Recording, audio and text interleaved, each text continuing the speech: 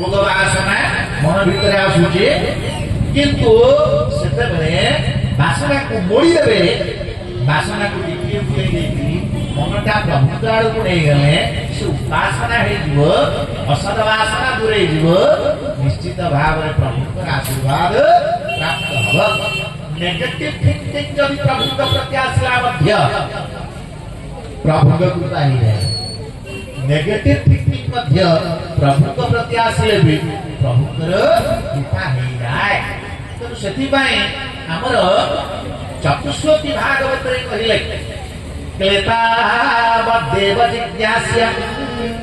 तत्व जिज्ञासनात्मनः अन्वय व्यतिरेकाभ्याम यस्यापि सर्वत्र सर्वदा अन्वय मध्य भक्ति हबो व्यतिरेक रे मध्य भक्ति हबो नेगेटिव सिचुएशन रे मध्य भक्ति हे पाइबो पॉजिटिव सिचुएशन रे मध्य भक्ति हे पाइबो अनुकूल स्थिति रे मध्य भक्ति हे पाइबो प्रतिकूल स्थिति रे मध्य भक्ति हे पाइबो तो अनुकूल स्थिति रे मध्य हिरण्यकशिपुर भक्ति हे यहाँ प्रति भगवान प्रति पुत्र को विरोध करी प्रभु को विरोध करी मध्य नेगेटिव थिंकिंग रे मध्य हिरण्यकशिपुर मनरे प्रभु प्रति भक्ति भी आसी तार असद वासना नष्ट हो गला तो कर्म वासना किपरि नष्ट हुए सद्वासना किपरि दृढ़ हुए एवं भगवान किपरि कृपा हुए से कथा को शिक्षा देचंती सप्तम स्कंध रे सप्तम स्कंध कहला वासना विनिर्मुक्त लीला बा लीला स्कंध उचंती सप्तम स्कंध हमें आज अष्टम स्कंध रे प्रवेश करबा अष्टम स्कंध का नाम होचंती मनवंतर लीला अष्टम स्कंध का नाम है मनवंतर लीला अर्थात मनवंतर रो काल गणना सब हेचंती स्वयं काल गणना भीतर कहले मनवंतर गणना होची कोन हमर 4,32,000 वर्ष होची कलियुग निश्चित भाव रे कोनसी वर्ष एटा मु कहिथि 4,32,000 वर्ष हेले कलियुग आयु काल कलियुगर 2 गुण द्वापर युग 8,64,000 वर्ष कलियुगर 3 गुण हेले त्रेता युग 12,96,000 वर्ष कलियुगर 4 गुण हेले सत्य युग 17,28,000 वर्ष ये मिसिकी होची एक चतुर्युग ऐसे कहा जाए एक चतुर्युगी एक सत्य एक त्रेता एक द्वापर एक कली ए परिभाव रे 74 चतुर्युगी रोटेशन हबो 74 74 चतुर्युगी रोटेशन हेले एक मनवंतर हेला बोली कहै बुझले तो समझा हिसाब 74 चतुर्युगी माने से 74 सत्य 74 त्रेता 74 द्वापर 74 कली आसी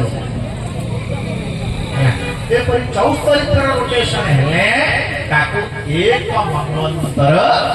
भाजबो ए परि 14 टी मनवंतर हेबे 14 गोटी मनवंतर हेबे प्रति मनवंतर जणे जणे अधिपति ताको से मनवंतर मनु बोली कहा जाए से मनवंतर जो अधिपति शासक ताको कहा जाए से मनवंतर मनु तेनो 14 मनु जेते बेले कंप्लीट हे जिबे 14 मनवंतर पूर्ण हबो ताले एक कल्प पूरा बुझले तो 14 मनवंतर पूरा हेले गोटिए कल्प पूरा हबो पूर्ण हबो एक कल्प एबे वर्तमान हमरे जो कल्प चली छी आपे जो कल्पना मनुष्य एक कल्पना ना कोन जानछंती एक कल्पना ना होची श्वेत बाराह कल्प एक कल्पना है श्वेत बाराह कल्प श्वेत बाराह कल्पर 8 नंबर मनवंतर रे आमे अछि ए जो 8 नंबर मनवंतर बे चली छी ए मनवंतर रो अधिपति ना हला वैवस्वत मनु प्रथम मनु होचंती स्वयं भुव मनु एबे 8 नंबर मनवंतर 40 श्वेतवाराह कल्प वैवस्वत मनवंतर एवं वैवस्वत मनवंतर 28 की सत्य युग 28 की त्रेता युग 28 की द्वापर युग सही गलानी एटा 28 नंबर कली युग 40 तार हिसाब किताब सब आगे अछि प्रतिदिन हम ताको पाठ करू जेतेबेले संध्या वंदन सकाळे करा जाय प्रातः काल रे आ सेते बेले होम यज्ञ बेले संकल्प बेले प्रत्येक संकल्प रे पाठ होउची ओम विष्णुर विष्णुर विष्णु श्रीमद् भगवतो महापुरुषस्य प्रवर्तमानस्य विष्णुराज्ञया अद्यस्मि ब्रह्मणं निदित्य परारधे श्री श्वेतवराह कल्पे वैवस्वत मन्वन्तरे अष्टाविंशतितमे कलियुगे कलिप्रथमचरणे भूर्लोक्यार्यवर्ते कलेशान्तर्गते जम्बूद्वीपे भरतखण्डे भारतवर्षे उत्कलक्षेत्रे नवदुर्गमण्डलान्तर्गत गुणग्राम जनपदान्तर्गत शरणकुलनामस्थाने यणुनाथान् महादेवस्य पीठे कार्तिक मास सिद्धार्थ नाम संवत्सरे हेमंत ऋतौ कार्तिक मासे शुक्लपक्षे एकादश्यायां तिथौ इत्यादि इत्यादि राशि नक्षत्र सब कथा वर्णना के संकल्प प्रतिदिन जेतेबेले संध्या वंदन हुए सेतेबेले संकल्प करा जाए एवं जेकोसी शुभ कर्म जेतेबेले आरंभ हुए सेतेबेले संकल्प हबो ए संकल्प भितरे एक काळटा प्राप्त करा होछि तो कहला श्वेतवराह कल्पे वैवस्वत मन्वन्तरे एटा श्वेतवराह कल्प वैवस्वत मन्वन्तर अष्टाविंशतितमे कलियुगे 28 नंबर कलियुग चलीछि कलि प्रथम चरणे 28 नंबर कलियुग एटा प्रथम चरण आज्ञा बुझे प्रथम चरण काई कहै कलियुग आयु काल 4,32,000 वर्ष किंतु आमे माने सब बड़ सौभाग्यवान आमान सब बड़ सौभाग्यवती कलियुगर लोक कौन पाए ने पूर्व द्वापर रे भगवान कृष्णचंद्र महाप्रभु गोटे बड़ सूर्य पराग करे दशम स्कंध रे सूर्य पराग विषय आसे